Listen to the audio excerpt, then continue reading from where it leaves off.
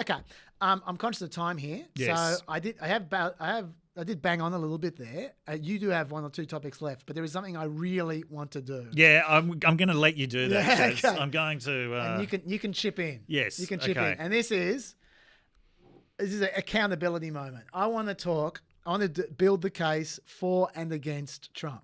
Okay. He's the one running for re-election. I'll say a couple of things about Biden on the way, but Biden hasn't done anything. Trump's the one who's had the last 4 years. This election is a referendum on Trump. Yeah. Yes. So now I'm not going to pretend this is unbiased. These are my views. Okay, of the things I like and the things I don't like.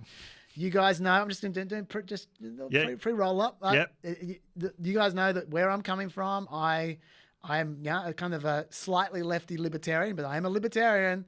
I liked Eisenhower a lot. Like you would call me 50 years ago, you'd call me a Rockefeller Republican. But today you call me top marginal tax rates of 90%. Yes, that's right. I agree with you. Well, maybe not that one. But today you call me a libertarian who swings slightly left. But anyway, so that's where I'm coming from. Yes. Let me go through the positives first. A swingatarian. Let me go through, in my view, the case for Trump. Okay. You can disagree. What is the That's case fine. for Trump? Okay. Now, obviously, the first thing anyone talks about with Trump is the economy. Yes. Lowest poverty rate ever. Inequality actually reducing considerably in the last couple of years before COVID. Yeah.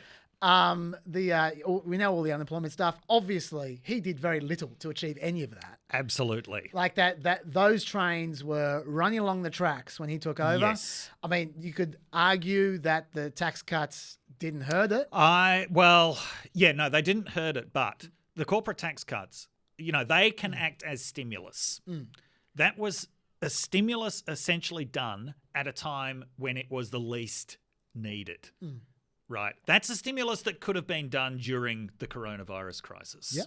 Yeah. Instead, it was done at a time when basically all that it resulted in were share buybacks, record share buybacks. So, yes, fueling the market a lot further, which was what Trump loved. But, if you are going to do corporate tax cuts, I think you've got to do them as stimulus at a time when they're needed. That was not when they were done. That actually took a part of the government's repertoire away from it. That is a fair enough point of view, which I don't disagree with. But what I would say is that the way politics tends to work, when you get runs on the board after you do something, you get credit for it. Yeah. And the economy was doing very well after that tax cut. So I don't think it's the cause. No. But under conventional politics, you get credit for it because you happen to be there when it occurs. But that's you get credit with the people that Chaz is horrified by the idea that they might have some say in the governing documents that rule their lives. Those people. Yeah. Next thing, now this is a big one for me. 3 words, Operation Warp Speed. I cannot believe Trump hasn't been talking about this endlessly for the last 6 months. He doesn't know any of the details. That's probably it. But that is a genuine positive. It's the only genuine positive during COVID. They have buggered up so many things. But Operation Warp Speed actually was excellent. They put a huge amount of resources. There has never been a vaccine in history less than 4 years. Coronavirus vaccines were notoriously hard. Yes. They're going to get one in a year or less. And it's because of Operation Warp Speed. Can I put a caveat on that, Chaz? Sure. Let's wait until they actually develop one. Fair enough. Well, look, I trust Fauci, and Fauci reckons it's pretty close. It's okay. You're right. It's fair to put a caveat on it. That's okay. It's a fair caveat. But all I'm saying is that if I was Trump, I would be talking about this endlessly. Much rather more than Hunter Biden. Yes. And it's not a real virus or whatever. It's going to disappear or whatever. Operation Warp Speed, they have spent tens of billions of dollars pumping out vaccines they're not going to use just so some of the ones they will use will work. Yes. And that will save months. Cue Pixie's and months. Monkey Gone to Heaven. Yes. So, and I think that, look, almost certainly it's definitely not Trump's idea. Yeah. But he did sign off on it. Right. And that is actually part of the thing that is good about Trump. Well, one thing I think is good about Trump is that he does the one good thing about the businessman mentality is when they just go, fuck, just make it happen. Can you imagine another president not signing off on Operation Warp Speed? Well, Operation You Warp know who might not have? Your man Eisenhower. Maybe that's true. But let's just put it this way: the idea for Operation Warp Speed. No, that was unfair. Actually, Eisenhower definitely would have done it. He was he's a sensible all guy. about pouring resources into scientific development. Yeah. The Operation Warp Speed did not happen under another president. It happened against Trump. And yes, under Trump. And yes, so it seems like sensible action to me, but it happened. So let's give him a tick. Actually, for it. Nixon might not have. Okay. Nixon would have been like, no, how much alcohol is there in this? Okay, next thing. You have made the point repeatedly, and I feel reasonably about the limited value of all these Israel deals. Yes. Like the Abraham Accords, as they're called. Yes, There's another one with Sudan, which was actually a peace deal for once, but not much of a peace deal. But still, they were actually technically at war. But unlike the UAE, where they were allies. Yeah. But anyway, while I'm not suggesting these are the most impressive, it's not. Let's get him the Nobel Peace Prize. I do just want to show, before we move the goalposts too much on this, I want to show you a clip of John Kerry a few years back. There will be no separate peace between Israel and the Arab world. I want to make that very clear to all of you. I've heard several prominent politicians in Israel sometimes saying, well, the Arab world's in a different place now. We just have to reach out to them and we can work some things with the Arab world and we'll deal with the Palestinians. No, no, no, and no. I can tell you that, reaffirmed even in the last week as I have talked to leaders of the Arab community. There will be no advance and separate peace with the Arab world without the Palestinian process and Palestinian peace. Everybody needs to understand that. That is a hard reality. You get the idea. John Kerry is not the prophet of foreign policy. That's fair. Just because John Kerry once said something wasn't going to happen and some approximation of it is... And by the way, okay, the Arab world, first of all, that's a ridiculous construct, right? As we have talked about before, referring to the Arab world, you're talking about, 22 different countries, members of the Arab League, all with sort of different versions of Arabness going on, all with very different histories towards Israel, even if there often is a show of solidarity. The ones that we're talking about that are involved in this are some of the least consequential ones. I agree. But we're only halfway through this process, and it seems obvious that Saudi Arabia is coming soon, and they are consequential. I don't think that's obvious at all. But anyway. Okay. Okay. All right. Okay. Well, once again, like Operation Warp Speed, let's put a caveat on it. But what I'm saying is that hypothetically peace with the entire Arab world. That is a case where goalposts are being shifted. That's all I'm saying, and that is a positive. As a positive shift. Okay. Let me make the case. Okay. Yeah. I've got some negatives coming up. Don't worry. Okay. Yes.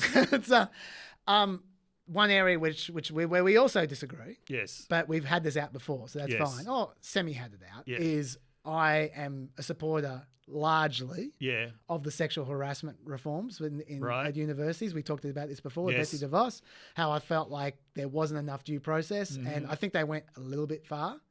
But you remember at the time I said there were things that they did which I didn't like, but I thought it was important to reform. I thought until that point in time, there was an unfair situation, and there needed to be more due process, and they instituted it. So that was good. School choice, when they talk about that, they push for school choice. I don't like private charter schools. Yeah. But public charter schools have been successful in New York, in Massachusetts, in a lot of when they're controlled well, when they're regulated well, they have worked. Because this administration is all about regulating things well. I understand. I'm just saying that this administration has supported charter schools. The Democrats are trying to get rid of charter schools. And I think that the evidence that exists at the moment, remember, I'm the libertarian here. Yeah. Is that... You're projecting a lot of libertarian stuff onto... Sure. Yeah, sort of vague future libertarianism. And yeah, because personally, and once again, you may disagree, I don't like the fact that in America, you are destined to go to the school in your area. And if you happen to live in a shit area, well, you're shit out of luck. You got a shit school. Now, Because there's nothing they could possibly ever do about that, is there? The only thing is to move. I'm all for funding schools better. Yeah. I'm not saying you shouldn't, but I also think the parents should have a right to choose to send their children somewhere else. And you should still fund the schools better. But I personally think you should have greater education funding and charter schools and just give people a choice. You could disagree. I like that they're into that. I like that they reduce regulations. I like that they have that 2-for-1 rule. I think that's a good rule. I think that over time you get this detritus with regulations. People forget they even exist, but they're still on the books, and that it's good to every now and then clean the branches a bit. And they're not just cleaning the branches; they're chopping down the whole fucking tree. No, it's not like there aren't more regulations than there used to be. There still are. They're just increasing at a lower rate. That's what's happening. Once again, you can disagree. First Step Act I thought was good. I'd like to see a Second Step Act and a Third Step Act, but and it's not like Trump came up with it. It was from Congress. No, Congress had been blocking it until. Yeah, I know. But once again, he signed it. But this is how it works. Presidents get credit for the bills that come up under them. Yeah, we know how. We've all watched The School of Rock. We know how it works. I don't even know what you're talking about. Okay, right to try laws I think are good. This is where people, when there's an experimental drug, which has been proven to not hurt people, you have some kind of you have a potentially fatal disease. You have the right to try to experiment with that drug yourself. I think that's a good thing. Once again, Mr. Libertarian, but I think that's good, and they brought it in. I guess he gets some credit with ISIS. Once again, that was not huge credit with the Kurds on a certain trajectory. But I'm going through. I'm just going through everything. I'm just thinking over 4 years. He definitely gets credit under my book for while him tweeting out we're getting out of Afghanistan tomorrow or Christmas or whatever it was. It was stupid. Yeah.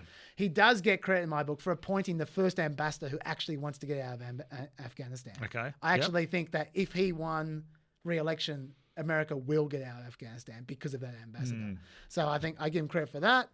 I think Gorsuch is a perfectly reasonable conservative judge. Kavanaugh, I'm not so sure about, but they're going to pick conservative. Let's put it this way: both Gorsuch and Kavanaugh kick the shit out of Alito and Thomas. I'll tell you that right now. Yeah. So I'll give him credit for that. Jerome Powell seems to be an okay Reserve Bank chair. That's another appointment. I think that's okay. I like generally that Trump questions every assumption that we've had before. I like that. Like he's almost like a presidential enema who just cleans the whole place out. Just. For example, is coronavirus a real thing? Okay. There are obviously downsides to questioning everything, but I think it's good to every now and then have someone come in who just doesn't have any of the assumptions that everyone else has had until now. I think that's a good thing. How they use it is a different thing altogether, but I like that quality. I also like that he's flexible, unlike, say, George W. Bush, who would just never change his mind on anything. I like that when Trump knows he's screwing something up, he will just change on the dime. In fact, he's too flexible, but I do like having a president who's flexible. I will say, actually, this is the best thing about Trump's foreign policy is Trump will never go to war over credibility. Yeah, I just about to say that's the most positive thing that I will say about Trump. As my final one. He doesn't seem to be going to war over anything. So that's although he has expanded the scope of war. That just already about exists. everywhere. Yeah, sure. Okay. Yeah. All right, they're my positives. All right. Do you have any positives you want to add to that? Nope. No. Okay. Let me go through the negatives. This is the case against. Well, we have to do this quickly. I need to go. Okay. Yes. So, okay. I think he doesn't know what he doesn't know, and I think that's dangerous. Yes. I think that's very dangerous in a president. You don't have to know everything, but you need to know what you don't know. I think he ignores the spirit of the Constitution if it works against his ends. Yeah. Like, for instance, his abuse of national emergencies to do end runs around the will of Congress. Yes. His defiance of the Senate appointment powers by appointing acting officials, so he doesn't need to go through the Senate. That is a complete violation of the spirit of the Constitution. Yes. And those will not end now if he's reappointed, if he wins re-election. I don't like the way he tries to pressure his underlings to behave in unconstitutional manners. Like, for instance, telling the DOJ to lock people up. Yes. The fact that they ignore him is irrelevant because he's appointing more hacks by the day, and Yes. and one of these days he'll have a Ray or a Hapsel or an Esper who will follow those instructions. Calling for the NBC to lose their license from the FCC, that's completely unconstitutional. The After FCC all they did for him. That's right. And we're getting too used to it as well, by the way. In fact, he's just ordering people to do unconstitutional things. We go, oh, yeah, there's another tweet. Bullshit. Yeah. I don't like that. It's especially the problem now that he's renouncing the tenure of civil servants, which he's just done this week, which means basically he's going to pressure civil servants to follow his shitty orders. Yeah. He's going to create a crony squad, which will be huge, and there'll be like all these Chad Wolfs and Bill Barrs and John Ratcliffes and Mike Pompeos. There are more to come if he's re-elected, and I don't like any of them. I hate his bad faith in governance. Yes. Like where he gives reasons that are direct opposite of what he thinks transparently. Yes. Like sometimes you spin and you bullshit, Yeah. but at least it needs to be credible. Like his reasoning for firing Comey was that Comey was mean to Hillary Clinton. Yes. No one for a second believed that. That was and by the way, that's a direct opposite of what he wants with Ray. Yes. He wants Ray to be exactly as mean as Comey was. So that's bullshit. And I hate that. Because it makes everyone cynical about government. Yes. I hate his complete rejection of all forms of accountability, how subpoenas are ignored, Yes. the media is vilified, opposing courts are vilified, inspector generals are sacked, Yes. election results are rejected, the International Criminal Court is sanctioned. Yes. He accepts literally no form of accountability from anyone. Yes. And that's bad for a president. By the way, Peppers, are you noticing that all of Chaz's reasons against are to do with actual things that Trump does and has done? And all of his reasons for were these fantastical projections about things that might happen in the future. You were welcome to try yourself, Dave. Well, Peppers know my views. His blurring of his own interests with that of America. His critics are an enemy of the people. They're traitors. He uses the government to defend Ivanka in court. That's bullshit. He has a worrying lack of strategy. It's all tactics. Yes, There's never any strategy. Yes. What he does one day, he reverses the next. See coronavirus, see his strategy against Biden, which went from old to lefty to corrupt to whatever. He picks winners and losers more obviously than any president I've ever seen in my life. Yes. In particular, he picks Fox News winners like pardoning war criminals who appear on Fox News. That makes America more divided when you do that. It does. He has a streak of cruelty where he seems to actively enjoy being cruel at times, like, for instance, building a moat around the US-Mexico border wall and filling it with snakes and alligators. I haven't forgotten that one. Deliberately separating parents and children, obviously, as well, is another one. Okay, and this is the big one. Everything that is bad about America at the moment, a lot of bad things are happening in America. Trump makes worse. Absolutely. None of these things I'm about to say started with Trump. Yeah. But all of them, Trump is actively exacerbating, not just in Republicans, but in Democrats as well, and in independents. Everything I'm about to say is affecting everyone, including me. Yeah. like I can feel it myself. There you go. Right? He's broken Chaz. Chronic short-sightedness.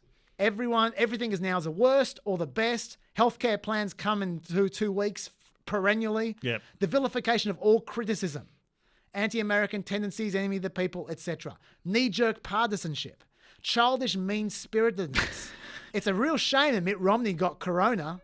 The obsession with losers and primary school taunts, nicknames, illiberalism. He makes everyone act more authoritarian. It's no coincidence that the illiberal left, in my view, have risen in response to Trump. I don't think the left are the problem here. I think he's the problem creating the left problem, myself. The question of the question of any kind of expertise whatsoever, and conspiracizing is part of that. The whole deep state. The turning of the offline world into an extension of the online world. So turning minor online issues into massive public issues, like, say, whether people say Merry Christmas or not, it's just garbage. The personalization of politics, where every policy preference is an attack or endorsement on him personally. Like the Supreme Court rule in a way he doesn't like, then they're anti-Trump. The simplification of politics into childlike tales. I alone will fix it. How? Who cares? Opponents are enemies of people, etc. The rejection of all restraint. You never apologize. You never take a backward step. Sharpie gate. Disciplining of weather people. That kind of stuff. The complete ignorance of the basics of good governance. He stopped even proposing policies. He just asserts he has infrastructure plans and healthcare plans that don't exist. All of those things I've just described are happening across the board over the last 4 years. And I think that, like I said, he did not create any of them. Yes. But in fact, he might be a creation of them. Yeah. But he's making it worse. Absolutely. And it has to stop. Yes. That's so. And I particularly want him gone from Republicans, because what he's doing to Republicans is even worse. Yes. And yeah, it's and finally, I want Steve Colbert back. He has destroyed Steve Colbert. Yeah. Steve Colbert is shithouse since Trump came along. Dismiss anyone who was a comedian during the Trump era. Okay. So do you have anything to add to that? Total indifference to human death and suffering. That's good. And I think, I've said before, Hurricane Maria was basically the warning about what coronavirus would look like. Human life to him is not even real outside of himself and his own circle. As far as he's concerned, he's recovered from coronavirus, not a problem. The scale of indifference is just absolutely staggering. I don't think it's something we've really come to terms with yet, that after recovering from coronavirus, he's still holding super spreader events. That is indifferent. Yeah, that is really, really indifferent. Okay, I'm going to have to go. That's fair enough. I'll just say something very quickly before you go. Yes. Which is I just want to say two positives and one negative about Biden very quickly. He hasn't done anything, but I know, just to finish it off. Yeah. Biden has the two positives are he has a lifetime of dedication to turning down the temperature. Mm-hmm. He's been doing that for 47 years. So he's obsessed with it. Yes. It's a weakness of him. But in this case, we need it. Mm-hmm. It's the one thing he's been consistent on over the last 47 years. And that's good. The second thing is he has a gut instinct to aim for the median of his supporter base, not the extremes. And right now, that's unusual. Almost everyone else goes for the extremes at the moment. The fact he keeps on going for the median, that is welcome from my point of view. The big negative from him, he hasn't done anything yet, so I can't judge, but the big negative for me is that forget all the stupid gaffes where Republicans cut out 10 seconds here, 10 seconds there. He hasn't proven to me that he has a physical ability to be the president because he hasn't run a proper campaign. I honestly don't see him being able to do anything as president, even with unified government. I'm foreseeing a shit show if he wins. And, I don't care how personally decent he is. I think he is a mediocre politician at best. I think that's true. And just to finish off what I'm saying there, I think it is a genuine problem. I know why he's doing it. Smart tactics, doing a small target strategy. Yeah. But it's a genuine problem that he hasn't demonstrated that he can work more than 3 hours a day every second day or third day of the week. He literally hasn't done it for 6 months. Yeah. Like, it's just, I understand the tactics.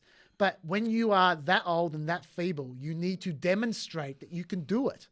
And being the president is working 14 hours a day. If you're going to be good, it's working 14 hours a day, 7 days a week. Yeah. He hasn't shown that he can work 4 hours a day every third day. He can't watch 9 hours of Fox News and then live tweet about it for another 16 hours. Like I said, if you're good. Yeah. And I think that, and I wish he would at least have a respect enough for the populace to demonstrate that he can do the job. To me, it shows disrespect to the voters. He's not even bothering to show them. Okay. Personally. Anyway, that's enough. You got to go. It is past my bedtime. Thank you very much, Dr. Dave. Yes, and we will see you on the other side of the election, I suppose. Yes, we will. I'm not going to be doing one on Wednesday. No. We're finishing our show at 11 p.m. There will be no podcast. We will plan to do it on Friday. Yes. I assume. Yep. So see you guys maybe what we'll be doing is a post-mortem. Maybe what we'll be doing is let's look at the unfolding civil war. Maybe. All right, guys. See you then. See you guys. Bye-bye.